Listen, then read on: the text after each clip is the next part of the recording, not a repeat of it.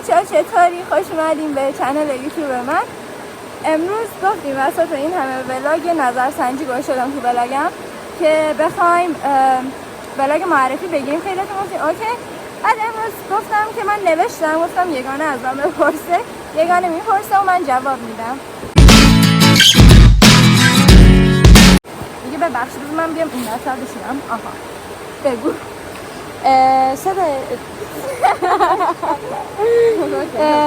من که میشناسمه ولی خودتو میخوای معرفی کنی، اسم تو فامیلی تو بگو. خب اسم من ستایش، فامیلیم هم خوبی صفر تا اینجا.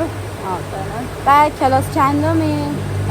من دارم میرم کلاس 9 و مهمان میشه 15 سالم. آره یعنی الان 14 سالم، 14 و خوبی. خانواده چند نفره داری؟ خانواده ما 3 نفر هست، یعنی من خواهری برادری هیچی ندارم، راحتم. اولش میخواستی ولی دیگه آره بچه بودم خیلی دوست داشتم یه خواهر داشته باشم، ولی میدونی میخواستم اختلاف سنیمون کم باشه که راحت بتونم حرف بزنم، ولی خب الان خیلی زیاده. من الان خواهرتم. آره دیگه 100% الان اصلا نمیدونم. صداش قصد مهاجرت جایی داری؟ آره تو فکرش هستم که برم یه جایی جز هر ایران، نمیدونم. ببین هم اینجا دوست دارم هم دوست دارم برم جای دیگه، ولی به نظر من جای دیگه خیلی بهتر از اینجا میتونه باشه حداقل واسه من. آیا تو همین جایی که هستی، تو هر جایی که بتونی خوشحالی؟ با خانوادت خوشحالی؟ همین ببین خوشحال من اینجوریم که به نظر من دنیا اینجا مخصوصا پر غمه، توی ایران همش غمه، یعنی یه روز شاد نداریم. سعی میکنم کارایی که حالمو خوب میکنه، خوراکی، دوستام، فامیلام، هر کی که حالمو خوب میکنه باش دیدار کنم یا چیزی رو که دوست دارم بخرم تا حالم خوب باشه. ستایش، به حرف دیگران اهمیت میدی حتی اگه مثبت باشه یا منفی؟ منفیشو چجوری ریاکشن نشون میدی؟ مثبتشو چجوری ریاکشن نشون میدی؟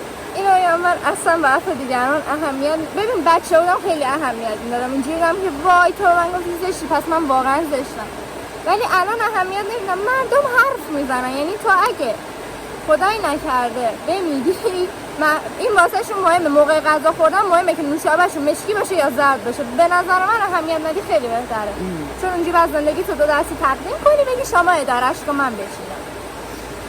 3 درس مهمی که تو زندگیت گرفتی اون چیه؟ به هر کسی اعتماد نکن، حتی اون شخص نزدیکترین باشه. حتی من حالا بعد من تو که از بچگی با هم دیگه هم من بهت اعتماد دارم. آره بعدش اینکه به حرفای دیگران اهمیت نده، خیلی حرف میزنن بعضیا و مهم نباشه واسه نه بعد دیگه آخرین درسی گرفتم نمیدونم چیه.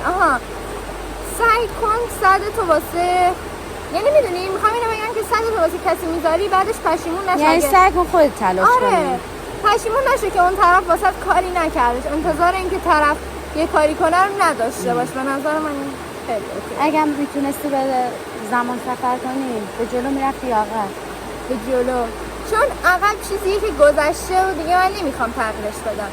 نمیخوای تجربهش کنی؟ آره میرفتم جلوتر تا بدونم تو آیندم چه اتفاقایی داره میفته که اگه بود مثلا عوضش کنم. اینجوری اگه یه شب آزاد داشته باشی و هیچ محدودیتی نداشته باشی چه کارایی انجام میدی؟ دوچرخه سواری تا ساعت 12 شب، نه 12 هم که نه، ساعت 10 11 میزنم بیرون با دوچرخه میرم دوچرخه سواری میکنم تو شهر. خیلی دوست دارم، مخصوصا تو تابستون که هوا گرمه آدم دوست داره شهر رو بگرده. اگر میتونستی یک مهارت یاد بگیری کدوم مهارت بود؟ موسیقی، چون از بچگی میدونم من رقص و موسیقی تو خونه منه. جدی آره موسیقی واسه من شاید خیلی خوب میشه. بزرگتر سوتیه که دادی. من اینو به یگانه نگفتم، من رفتم داروخونه، بعد قرص مامانم قرص سکاره میخواست، از این قرصای سردرده. بعد داشتم قبل اینکه برم مثل این اینستاگرام هستم میگن که مثلا تکرار میکنن، مثلا من گفتم یه ورق قرص سکاره، یه ورق قرص سکاره. رفتم اونجا پرستاره گفت چی میخوای؟ گفتم 3 ورق قرص یک کاره. زنه وایستاد منو نگاه کرد تمام خنده تو قشنگ میتونستم اینم داشت میخندید، اما اینجوری بودم که ببخشید منظورم قرص سکاره بود ولی یه ورق. آبروم رفتش، یعنی همه نگاه میکردم من اینجوری که دیگه نمیرم دارو خونه. بیشتر شبیه مامانتی یا بابات؟ بیشتر شبیه بابام. کلا به خانواده پدری بیشتر کشیدم تا مادر.